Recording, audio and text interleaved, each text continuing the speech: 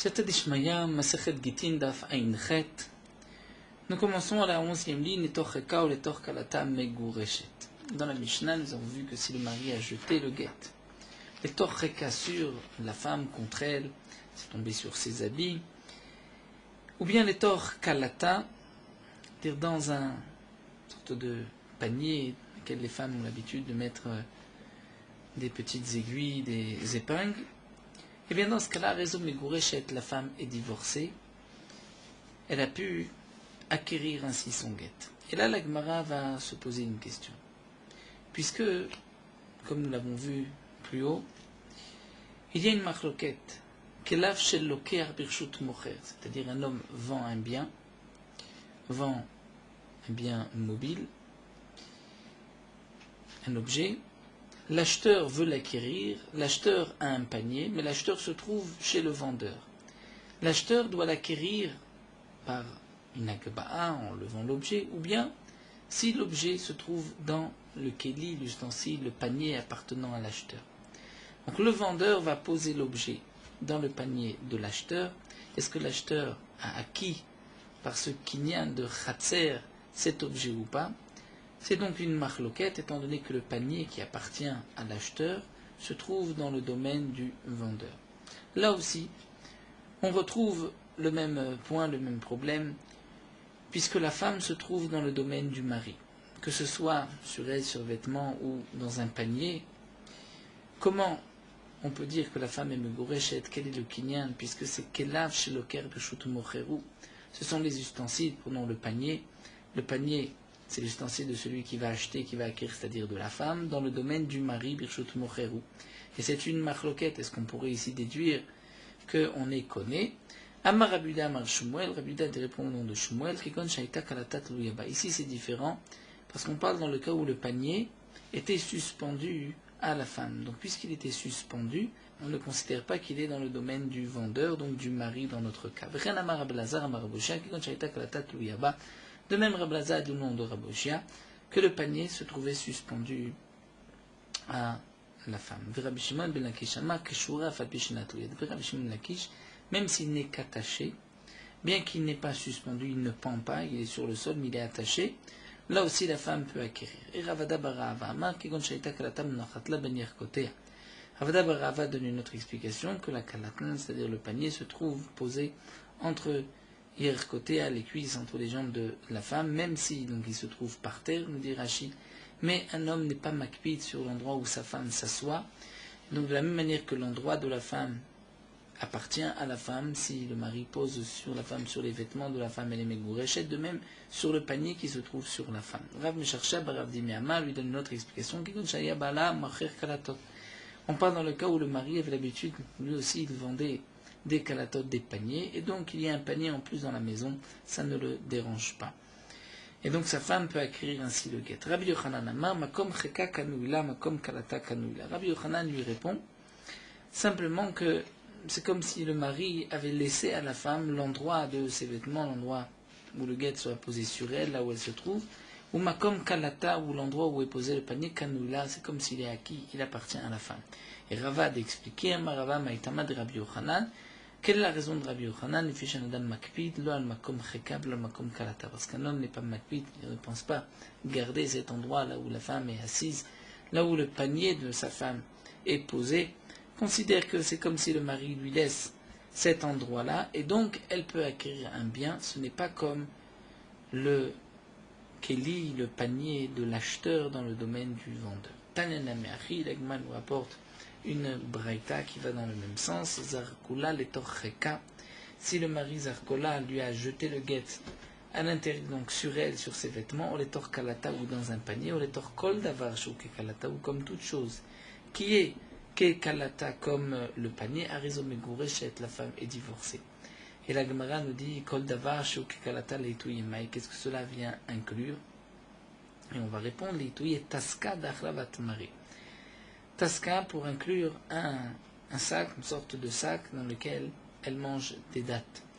Et donc Rashi nous explique quelle est la preuve de cette dernière braïta. On voit que la raison c'est parce qu'il n'est pas makpid, puisque c'est marqué kol davar shouke kalata, c'est-à-dire toute chose qui est comme le panier. dire qu'il y a une meyouchat qui est destinée à l'utilisation de la femme. Le mari n'est pas makpi, donc tout ce qu'elle a l'habitude de rentrer dans la maison afin que ceci lui serve comme le kalata, le panier où elle met des aiguilles, ou le sac où elle mange des tamarim. Le mari n'est pas makpid et il laisse ceci à sa femme, et donc c'est pour cela qu'elle peut acquérir, comme nous l'avons expliqué, donc d'après Rava et Rabbi Yochanan. Nous continuons avec une nouvelle Mishnah, Amarla Kensish Tachovze.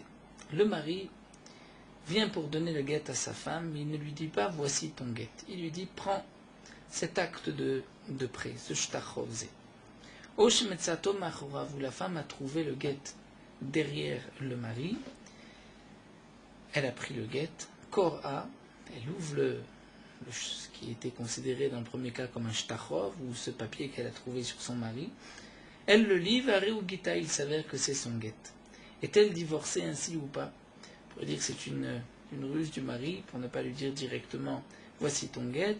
Il dit voici un shtachov, le mari est parti, et elle ouvre le guet et elle trouve un guet. Quel est le din eno guet? Le guet n'est pas valable, ce n'est pas un guet. Achi yomarla hagiter.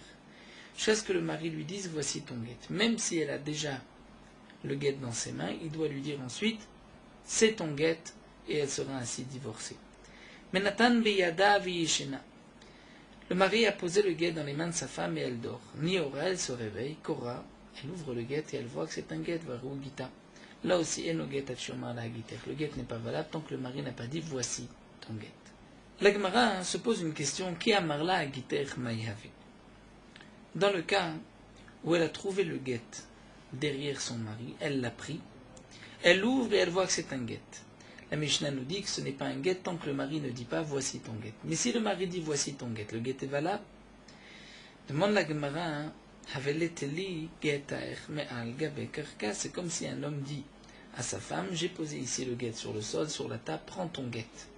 Et dans ce cas-là, Amar Rava, Rava a dit les guiter malgabe karka lo amar kloum. Si un mari dit prends ton guet qui se trouve sur le sol, trouve sur la table, il n'a rien dit, étant donné que la Torah a marqué Venatan biyada, le mari doit donner dans la main de sa femme. C'est au mari de donner le guet à sa femme. Si la femme ramasse le guet du sol ou sur une table, elle n'est pas megoreshet, il manque le Venatan. Donc dans le cas de la Mishnah où la femme a trouvé le guet, mais Achorav derrière lui, comment se fait-il qu'elle est megoreshet? Encore dans le premier cas, c'est le mari qui a donné. Il ne l'a pas donné en tant que guet, il a dit c'est un shtachov. Donc là on comprend la Mishnah qui nous dit, il doit dire maintenant voici ton guet. Mais dans le deuxième cas, Shemitzato Machorav, elle a trouvé le guet derrière lui, elle a pris le guet. Comment on peut expliquer que si le mari dit voici ton guet, qu'elle soit divorcée? L'Agma répond Ima. Sheshalafto Machorav. On parle dans le cas où elle a sorti de derrière lui. C'est-à-dire, nous explique Rashi, le guet était enfoncé entre sa ceinture et ses hanches, et elle l'a sorti de là-bas. Donc elle l'a pris de son mari. Mais là encore, demande l'Agma, Shalaftoname, Abaina Benatan Biyada, ce n'est pas une action du mari, c'est elle qui a pris le guet. Mais le mari n'a rien donné. Il faut Venatan Biyada. Veleka, et nous n'avons toujours pas Venatan Biyada. L'Agma répond le Tzricha de Arakla, Chartse Veshalafte. On parle dans le cas où le mari a penché ses hanches, son corps, et donc il lui a d'une certaine manière amené le guet, c'est le Venatan Biyada. Lorsqu'elle a pris le guet, c'est comme si le mari lui avait donné le guet. Donc il manque juste le Hagiter. S'il dit après Hagiter, elle est divorcée.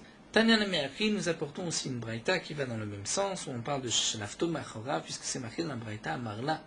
Si le mari dit à sa femme, prends ce shtachov, cet acte de prêt, au Shalafto Machora, ou bien elle l'a sorti donc de la ceinture de son mari, Kerato, elle le livre, Varou Gita, et c'est son guet, et no guet. Le guet n'est pas valable jusqu'à ce qu'ils disent voici ton guet, d'après Rébi. Donc d'après Rébi, il n'est pas nécessaire de reprendre le guet et de le redonner encore une fois. Le mari peut juste dire hagiter. Alors que Rabbi Shimon ben Lazar Omer, Leolam elo guet atchila imena. Rabbi Lazar nous dit Rabbi Shimon ben Lazar nous dit que ce n'est que lorsqu'il va reprendre le guet, et qu'il va lui donner encore une fois Viyomarla, et qui va lui dire hagiter, que c'est ton guet, là dans ce cas-là, elle sera divorcée. Un autre cas, Netano beyada v'yeshena. Le mari a posé le guet à sa femme lorsqu'elle était en train de dormir, Niorel se réveille Vekora, et elle lit le guet, elle le lit, vers Gita, et elle voit que c'est son guet, et no guet. Le guet n'est pas valable jusqu'à ce que le mari dise Hagiter, dit Rebi. Mais il n'a pas besoin de reprendre le guet. Et là encore, on voit Rabbi Shimon ben Lazar Omer, d'après Rabbi Shimon ben Lazar, il faut reprendre le guet et le donner à sa femme. Juste de dire Hagiter, ce n'est pas suffisant. Il doit le reprendre, le donner, Veyomarla, et lui dire à ce moment-là Hagiter, voici ton guet. Donc de cette braïta, nous voyons qu'effectivement, chez Shalafto Machorav, c'est ce qui était marqué dans la Mishnah, chez Metzato Machorav, on parle dans le cas où elle l'a sorti, le guet était donc bloqué dans sa ceinture, et la femme a sorti le guet, donc on parle aussi dans le cas où le mari a penché son corps afin qu'il y ait un Venatan Biyada. Nous avons vu aussi à travers cette braïta une marloquette entre Rabbi et Rabbi Shimon ben Lazar. Est-ce que c'est suffisant juste de dire Hagiter ou il doit reprendre le guet et le donner? Mais cette marloquette, on la voit deux fois.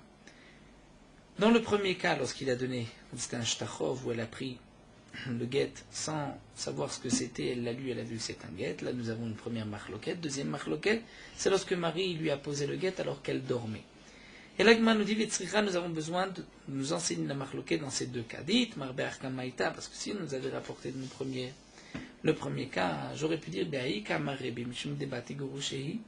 Et dans ce cas-là, Rebi a dit, dans le premier cas, lorsque le mari lui a donné Shtachov, ou elle l'a pris de sa ceinture, ou là on va dire que d'après Rebi c'est suffisant de dire Hagiter, il n'est pas nécessaire de reprendre le guet. Pourquoi? Mais Shum Debati Gurushehi, étant donné que cette femme, étant donné qu'elle ne dort pas, elle est réveillée, donc il manquait juste le Hegiter, voici ton guet. Donc lorsqu'il dit ensuite Hegiter, c'est valable, puisque ce qu'elle a reçu, on ne va pas l'annuler, dire elle a reçu, il y a eu un Venatan Biyada, il manquait le Hagiter, il va le dire. Havanatan Biyada Veyeshena, mais dans le deuxième cas, ou lorsqu'il a donné le guet dans les mains de sa femme, elle dormait, de là, Vatigurushe, et à ce moment-là, on ne peut pas la divorcer. Imam modélé Rav Shimon Lazar, peut-être que là, Rebi est d'accord avec Rav Shimon Lazar qu'il faut reprendre le guet comme un shmalan, que non. Mais Itmar Béa, si nous avait rapporté le deuxième cas, j'aurais pu croire Béa comme Rav Shimon Lazar. C'est dans le deuxième cas, étant donné que lorsqu'elle dort, elle ne peut pas être divorcée. C'est là que Rav Shimon Lazar dit qu'il faut reprendre le guet, Aval Béa. Mais dans le premier cas, Imam modélé Rebi, peut-être que Rav Shimon Lazar lui-même aurait été d'accord avec Rebi que ce n'est pas nécessaire de reprendre le guet. Donc, Tzricha, nous avons besoin de tous ces deux cas, de la marloquette deux fois, pour nous enseigner que dans ces deux cas, Rabbi et Rabbi Shimon ben Lazar sont en marloquette. La Gemara continue à Marava. Katav la get, untano beyadavda. Ça, c'est ce que la Gemara nous avait rapporté plus haut. Nous avons vu que si le mari a écrit un get, donc Rachid nous l'avait rapporté plus haut, le mari a écrit un get, Venatno beyad avda, et il le donne dans les mains de l'esclave de la femme, Yachem, qui était en train de dormir, ou Mesham Marto. Mais c'était la femme qui gardait l'esclave. Arezeget, là c'est un get, puisque le evet c'est comme le khatser de la femme, et elle est là pour le garder. Mais Nior, si le evet, l'esclave, est réveillé, et no get, ce n'est pas un get. Pourquoi? Bien que c'est un khatser, mais le khatser mishtamer shel data, c'est un khatser qui n'est pas gardé par la femme, mais qui est gardé par l'esclave lui-même. Yachem, ou Mesham Marto, arezeget, demande la Gemara, mais lorsque il dort et elle garde le guet, Arezeget c'est un guet, Amaï pourquoi? C'est vrai qu'il n'y a pas de problème au niveau de la shmira du guet, c'est elle qui garde le guet, mais il y a un autre problème, c'est que nous avons une règle que le chatser ma'alechet, un chatser ma'alechet lokana, c'est un chatser qui est mobile, qui marche, le eved peut marcher, donc puisque le eved dort, c'est vrai qu'elle le garde, au point de vue de la shmira, c'est elle qui garde ce khatser, mais au point de vue de la qualité de précision de khatser, on va dire que ce n'est pas un khatser étant donné que le evet peut marcher. Vechitema, peut-être voudras-tu dire que Yashen Shane, lorsque l'esclave dort, ce n'est pas considéré comme un khatser ma'alechet, étant donné qu'il ne peut pas marcher lorsqu'il dort.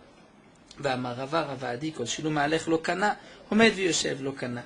Rava a dit que si, en marchant, Lokana, il n'est pas connu, parce que c'est un khatser ma'alechet, donc même lorsqu'il est debout ou assis, Lokana, puisqu'il peut marcher. Donc là aussi, lorsque l'esclave dort, puisqu'il peut marcher s'il se réveille, c'est un khatser ma'alechet, donc on ne devrait pas le considérer comme un khatser, même si la femme est meshamarto. Et la Gemara répond, Vilcheta bechapot, on parle dans le cas où l'esclave était attaché. Donc il était attaché, il dormait. Le fait qu'il soit attaché enlève le problème de Khatser Ma'alechet, puisque là il ne peut plus marcher. Et pour cet autre problème, qui est-ce qui garde le guet? Donc on est obligé de dire que le Eved dort, puisque lorsqu'il dort, c'est elle, c'est la femme qui va garder ce chatser, elle est maître de ce chatser, et donc c'est pour cela qu'il y a des girushin, elle pourra être divorcée de cette manière. On continue avec une nouvelle Mishnah, Ita Omedet Birshut Harabim. Là, la Mishnah va nous apprendre cette notion très importante dans les Gittin des Arba Amot, des 4 Amot autour de la femme, que les Chachamim ont donné à toute personne dans le domaine public ou là où elle se trouve, Arba Amot. Et lorsque le mari va jeter un guet dans les Arba Amot de la femme, dans les 4 coudées, dans un rayon de 2 mètres autour d'elle, c'est comme si elle a reçu dans son domaine et elle est Megoreshet. Et la Mishnah nous dit Aïta Omedet Birshut Harabim. La femme est debout dans le domaine public, Vizar Kola, et le mari lui a jeté le guet. Karov là, si c'est proche d'elle, Megoreshet, elle est Megoreshet, elle est divorcée. Karov là, mais c'est proche du mari, elle a Megoreshet, elle n'est pas divorcée. Mertzal, Mertza, si c'est moitié-moitié, Megoreshet, Megoreshet, elle est divorcée sans l'être. Nous allons voir dans la Gemara qu'est-ce que cela veut dire. Rien l'Ilian Kiddushin, de même pour les Kiddushin, donc le mari envoie, jette des Kiddushin à sa future femme, si c'est dans les Arba Amot de la femme, elle est Mekoudeshet. Dans l'Arba Amot du mari, elle n'est pas Mekoudeshet, Mertzal, Mertza, c'est un Safek, Mekoudeshet, Mekoudeshet. De même pour le remboursement d'une dette. Amar lo Baal Chovo, le Baal Chov lui dit, Zerok les Chovi, jette-moi l'argent que tu me dois, Vezar Kolo, il lui a jeté. Mais après l'avoir jeté, on parle du cas où l'argent s'est perdu, et donc il faut chercher qui est le responsable de cet argent. Si on considère que le lové qui a emprunté a déjà remboursé lorsqu'il a jeté, donc ça a été perdu, c'est la faute du malvé, c'est le moyen du malvé. Si on considère qu'il n'a pas encore rendu, eh bien dans ce cas-là, il devra redonner de l'argent. Donc qu'est-ce qu'on va dire pour le chov? On dira karov la malvé zacha malvé, si c'était proche du malvé, c'est le malvé qui est zoché, et si c'est perdu, c'est la responsabilité du malvé qui a prêté, qui a maintenant perdu cet argent. Mais karov le lové à lové chaya, si c'est proche du lové, c'est le lové qui chaya, mertzal mertzal shneim yachloku, si c'est moitié-moitié, les deux vont partager. Donc voyons voir tout de suite la Gemara pour expliquer que signifie karov, lo karov la, et mertzal mertzal, echidame karov la. Demande la Gemara, qu'est-ce que cela signifie karov la et que signifie karov lo? Amar Rav, Rav dit, Arba Amot shela zeu karov la. Les Arba Amot de la femme, c'est-à-dire qui sont tout autour d'elle, un rayon de Arba Amot autour d'elle, ça c'est ce qui est karov la. Si le guet tombe dans les Arba Amot de la femme, elle est Megoreshet. Arba Amot shelo zeu karov lo. Dans les Arba Amot du mari, c'est karov lo, c'est proche de lui, et elle n'est pas Megoreshet. Et il a même mertzal, mertzal, à quoi ressemble moitié-moitié. Hamarav Shmuel Barav Yitzchak, et quand chez Ushnem, on dit Barba Amot, on parle dans le cas où ils sont proches l'un de l'autre, à moins de, on va dire, à moins de Arba Amot l'un de l'autre, et donc, entre le mari et la femme, les deux Amot sont et à la femme et les Arba Amot du mari. Seulement, demande la Gemara Mina Ukadim, on devrait voir qui est le premier qui est arrivé à cet endroit, puisque, comme dit Rashi, le premier qui est arrivé à cet endroit, les Khamim lui ont donné les Arba Amot, celui qui vient ensuite ne rentre pas dans le domaine de son prochain. Alors la Gemara répond, Vechitema, peut-être voudras-tu dire, le mari et la femme sont arrivés en même temps. La Gemara dit, c'est impossible d'arriver en même temps. On considère que il y en a un des deux qui est arrivé avant l'autre, donc on ne peut pas dire que ça appartient aux deux. Et là, Rav Kana, mais Rav Kana reprend et dit, on parle ici dans le cas où il y a 8 amot qui séparent le mari de sa femme. Mais c'est 8 amot metzumtzamot, on va dire pas un tefar, pas un centimètre de plus. Veget, yotzem arba amot shelo, la arba amot shela. Donc on va dire ainsi, si le guet est tombé dans les arba amot de la femme, elle est megoreshet, dans les arba amot du mari, elle n'est pas megoreshet, elle n'est pas divorcée. Mais si c'est tombé juste au milieu, là où s'arrête l'arba amot de la femme et commence l'arba amot du mari, il y a une partie du guet dans l'arba amot de la femme, une partie du guet dans l'Arba Amot du mari, et bien dans ce cas-là, on dira Megoreshet, Vena Megoreshet. Mais la Gemara demande, mais non, on devrait dire qu'elle n'est pas du tout Megoreshet, Va'agid Gabé, puisque le guet est encore dans le domaine du mari. La Torah dit Venatan Beyada, il doit donner dans les mains de la femme, c'est-à-dire que tout sort du domaine du mari. Donc même si c'est vrai, on est à la limite des Arba Amot des deux, mais puisque le guet est en partie chez le mari, elle ne devrait pas être divorcée. Et là, la Gemara reprend, Rabba et Rav Yosef, Damret Arvayou, Rabba et Rav Yosef vont tous les deux expliquer la Mishnah, Achab Ishte Kiteidi Maskinan. Ici, on parle en vérité, il y avait deux groupes de témoins. Achat Omeret, Une kat, un groupe dit karov lo, le guet est tombé proche du mari. Vachat omeret karov la. Et l'autre groupe dit que le guet est tombé proche de la femme. Et c'est donc là que nous avons une machloket entre les deux groupes de témoins, et donc on va dire elle est megoreshet ve'ena megoreshet. Donc d'après Rabbi et Rav Yosef, notre Mishnah, on parle dans le cas où le mari et la femme ne sont pas proches l'un de l'autre. Lorsque c'est tombé dans les arba amot de la femme, elle est megoreshet, dans les arba amot du mari, elle n'est pas megoreshet. Lorsque nous avons une contradiction entre deux groupes de témoins, les uns disent que c'est dans le domaine de la femme, dans les arba amot de la femme, on dit dans le domaine arba amot du mari, donc là on dira megoreshet, vena megoreshet, misafim. Rabbi Yochanan lui dit, Karovlo proche du mari, Shaninu afilu me'ama, même sans amot, proche du mari, c'est dans le domaine du mari. Et nous allons voir que signifie mertza. Mais juste avant, on doit rapporter ce Tosfot, où Tosfot nous dit, au nom de Rabbi Yochanan même, que on parle, pour une ktana, c'est marqué yesh la chatzer veyesh la arba amot. Donc on voit que Rabbi Yochanan a cette notion de arba amot, alors que là nous on voit que c'est même mea amot, même sans amot. Alors Tosfot répond que les arba amot qui sont autour de la femme, même si le mari peut garder, c'est-à-dire il peut être maître de ces arba amot comme la femme, elle est megoreshet. Mais en dehors des arba amot, si c'est dans les 100 amot de la femme jusqu'à 100 amot, si c'est elle qui peut garder cet endroit, c'est-à-dire récupérer le guet avant que le mari ne récupère, là dans ce cas-là elle est megoreshet, c'est le domaine de la femme. Si elle ne peut pas, le mari a aussi la possibilité d'atteindre cet endroit, donc là, il n'y a pas de mea amot, de 100 amot. Donc d'après Rabbi Yochanan, arba amot autour de la femme, c'est même lorsque le mari se trouve aussi proche, il peut prendre le guet. Il y a arba amot, mais mea amot, c'est lorsque c'est la femme qui peut garder et pas le mari. Donc on a compris karovlo, karovla. D'après Rav, on a dit que karovlo c'est arba amot, karovla c'est les arba amot proches de la femme, mertza al-mertza c'est deux groupes de témoins. Rabbi Yochanan lui dit que karovlo c'est 100 amot, karovla c'est aussi 100 amot, et que signifie mertza al-mertza, echidame mertza al-mertza, amar Rav Shanan Baraba. Rav Shanan Baraba dit, les didi mefarshela mina de Rabbi Yochanan, moi j'explique ce que dit Rabbi Yochanan, hu yachol leshomro, v'hi ena yachola leshomro, zeu karovlo. Que ce que Rabbi Yochanan a voulu dire, c'est pas seulement, donc, comme on a dit, les 100 amot, mais si lui peut garder et elle ne peut pas garder, ça ce sont ses proches de chez lui, elle n'est pas megosheti. Si c'est elle qui peut garder, mais lui ne peut pas garder cet endroit, karovla c'est proche de lui. Ou bien si les deux peuvent garder l'endroit où tombe le guet, ou les deux ne peuvent pas, là c'est mertza al-mertza, et donc on dira megoreshet vena megoreshet.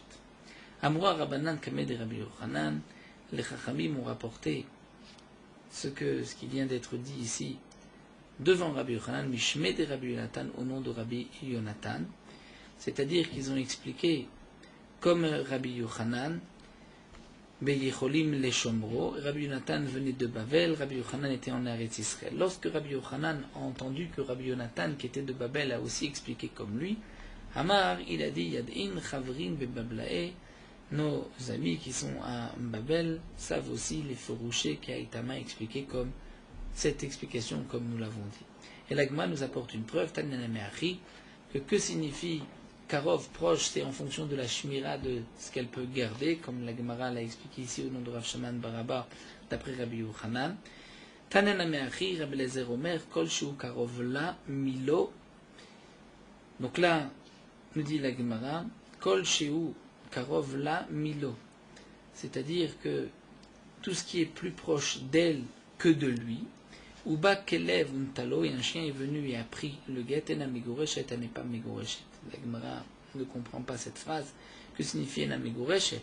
Est-ce que la femme doit garder tout le temps son guet? Si le guet a été posé dans un endroit qui était proche de la femme plus que lui, même si le chien vient ensuite le prendre, mais elle est déjà megoreshet. Donc une fois qu'une femme a été divorcée, même si un chien vient prendre le guet, ça ne change pas pour le divorce. Et là, la Gemara explique, voici ce qu'il faut dire, Kol shekarov la milo, et tout ce qui est plus proche de la femme que du mari, et si venait un chien pour le prendre, vous, yachol le shomro viena, yachol le shomro. mais c'était lui qui pouvait garder et elle ne pouvait pas le garder là, et Namegoresh. C'est-à-dire bien que c'est proche de la femme. Mais si c'est dans un endroit où c'est le mari qui peut garder, c'est-à-dire qui peut empêcher un chien de le prendre, et la femme ne peut pas, là, il n'est pas Megoresh. Donc on voit, d'après cette braïta, que signifie Karov là ou l'eau. Qu'est-ce qui est essentiel ici? C'est qui est-ce qui peut garder l'endroit, qui est-ce qui peut garder le guet qui tombera dessus. Hamal Shmuel et Rabbi Yehuda Shinena. Shmuel a dit Rabbi Yehuda, Shinena c'est un surnom donné à Rabbi Yehuda, Kede Shetashuar Vetitlenu. C'est-à-dire, que signifie Karov, proche de la femme?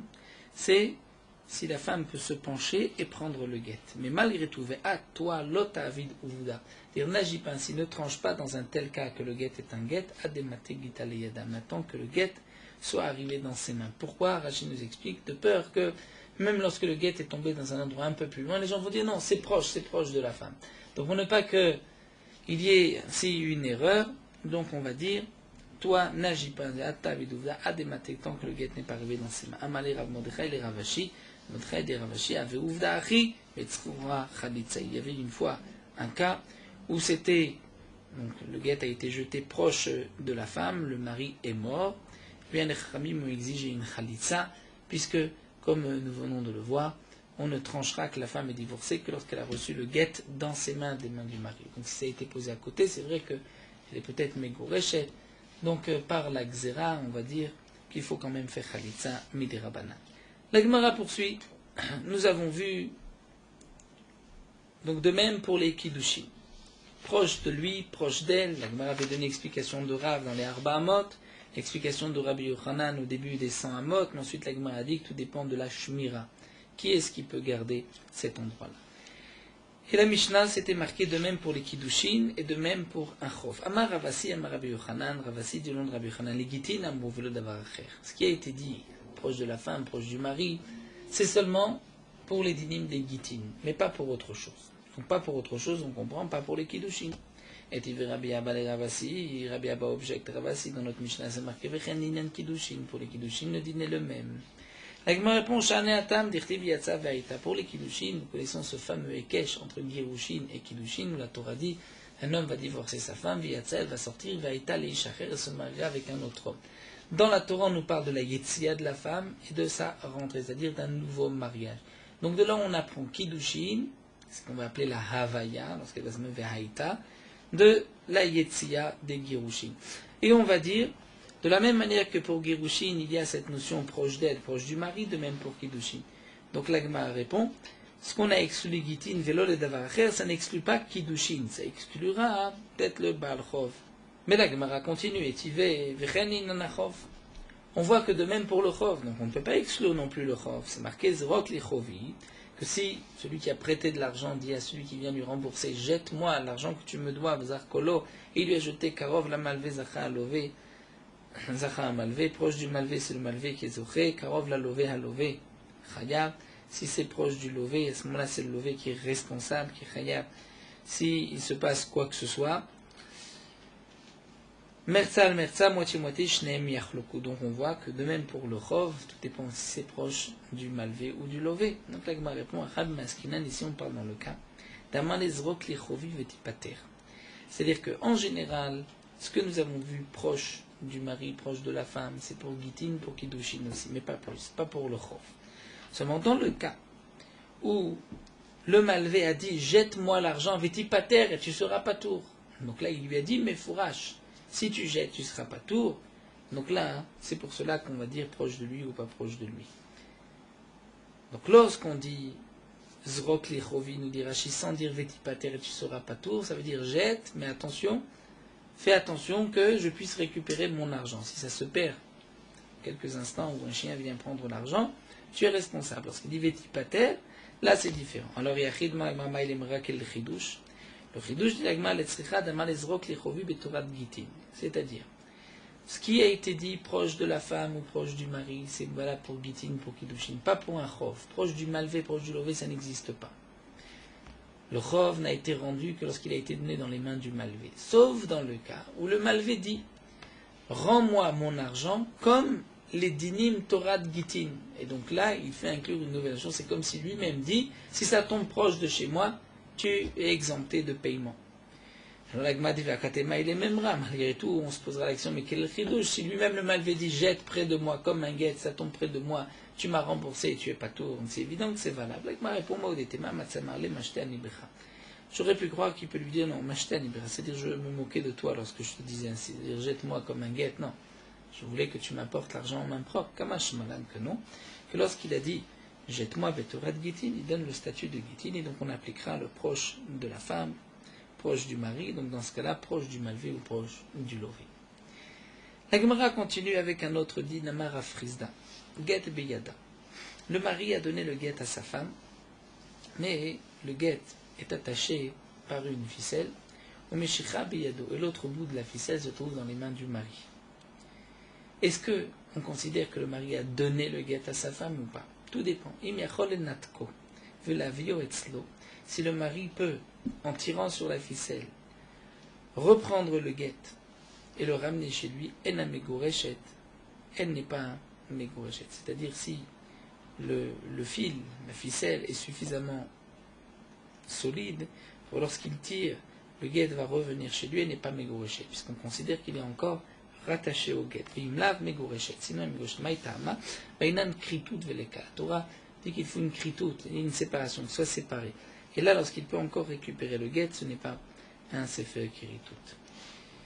Amar Rabbi Yehuda nous donne un autre din. Haïta yada asuya kekatafras. La main de la femme est kekatafras, c'est-à-dire comme une, si on peut dire comme un endroit qui est bien abrupt. C'est-à-dire que la femme pose ses doigts vers le sol, et donc si le guet touche sa main, le guet va glisser, va tomber. Elle n'a pas gardé la main horizontalement pour pouvoir récupérer le guet, mais plutôt verticalement, donc en diagonale, verticalement, mais bien abrupt, que si le guet tombe dans sa main, il va tomber par terre. Donc, le mari lui jette, même si le guet est arrivé à toucher sa main, et ensuite il touche le sol, elle n'est pas mégoréchet. Elle n'est pas mégoréchet. Pourquoi? Puisque le mari ne lui a pas donné le guet. Amaï demande à l'agma, qui n'a fait le barba mode dida kanafil. Demande à l'agma, c'est vrai qu'elle n'est pas divorcée parce qu'elle ne l'a pas reçu dans sa main, mais elle est quand même divorcée parce que c'est tombé dans les arba mode de la femme. L'agma répond bedelonach. On parle dans le cas où le guet n'est pas tombé sur le sol. Mais lorsque il a touché sa main, il est ensuite tombé sur du feu, il s'est brûlé.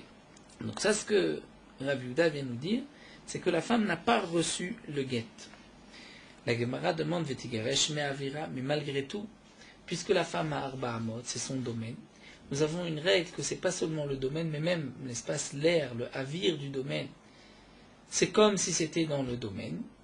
Et donc, puisque c'est rentré dans le havir, dans les arba amot, ça a touché la main de la femme, elle devrait être divorcée par le havir des arba amot.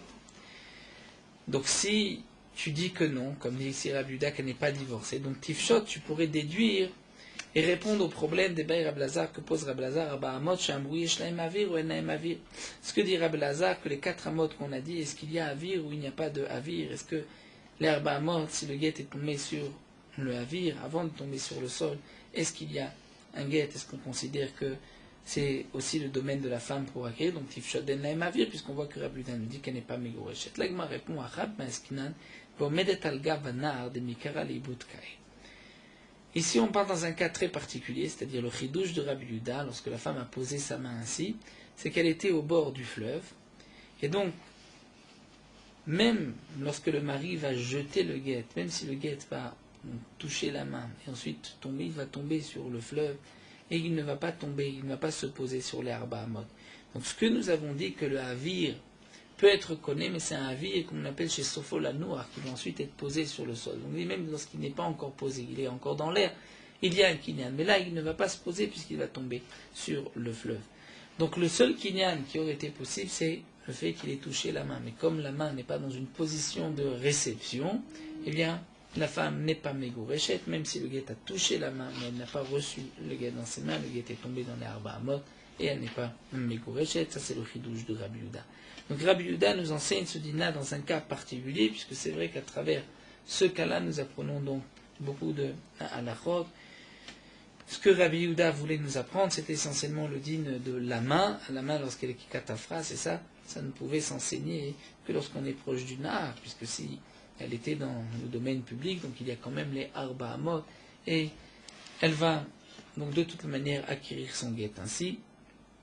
Donc, nous dit la Gemara, voici l'explication de Rabbi Yehuda. Nous allons nous arrêter ici. On prendra Bezrat Hashem avec un autre din, une nouvelle Mishnah, toujours dans les dinim, comment la femme va recevoir son guet.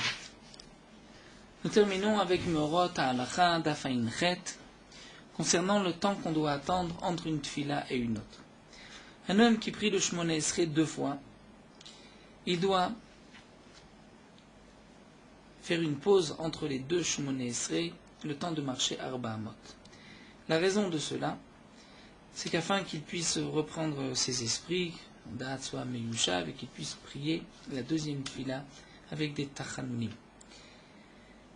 Donc prenons le cas de celui qui doit prier une deuxième fois, parce qu'il n'a pas prié la tfila de Mincha, il doit donc prier Arvit de Amida. Après avoir prié la première Amida de Arvit, il pourra immédiatement après enchaîner avec un deuxième Shmoneh Esrei qui lui comptera pour Mincha, mais à condition de faire cette petite interruption.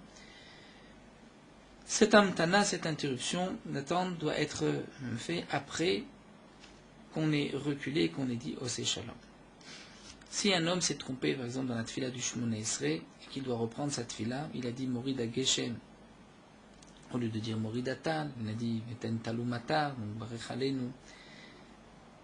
En été, au lieu de dire Barechenu, puisqu'il doit reprendre sa tfila, il doit aussi patienter le temps des Arba Amot. Le Sheler Tzibour qui termine sa tfila à voix basse, avant de recommencer la Chazrat Shatzibour, lui doit aussi attendre le temps de marcher Arba Amot.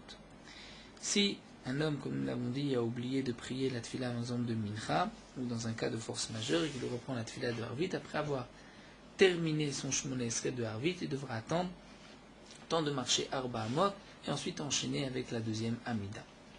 Lorsque on n'a pas prié la tfila de Harvit le soir, et qu'on va à la tfila du matin, Shacharit, prier un deuxième Shmoneh Esrei, le Chatrila, avant d'enchaîner sur le deuxième Shmoneh Esrei, il faut dire le Ashrei Yoshve Betecha, pour pouvoir commencer la deuxième tfila dans des paroles de Tanchumim, de consolation de Torah. Et donc on dira Ashrei, puisque de toutes les manières, on doit dire Ashrei dans la tfila du matin avant le Lamnatseach et le Uvaletzion. Le Mishnah Bura dit que d'après certains poskim, même lorsque on va, pour celui qui n'a pas prié la tfila de Shacharit, et qui va prier 2 fois la tfila de Mincha, il doit dire encore une fois Ashrei, après avoir prié Mincha, avant de commencer la tfila de Harvit. Mais lorsque on va compléter, on n'a pas prié la tfila de Mincha, et on va, après Harvit, prier donc à la tfila de Harvit 2 Shmoneh Esrei. Donc certains disent au nom des Mekoubalim de ne pas dire Ashrei avant la deuxième Amida. D'après d'autres poskim qui ont marqué Al-Pisot qu'il ne faut pas dire de Ashrei avant toute fila de Tashlumim, juste le matin, mais à Mincha et Harvit on ne dit pas Ashrei, même si on doit reprendre une autre tfila qu'on a manquée, donc on devra juste patienter le temps de marcher Arba Amot.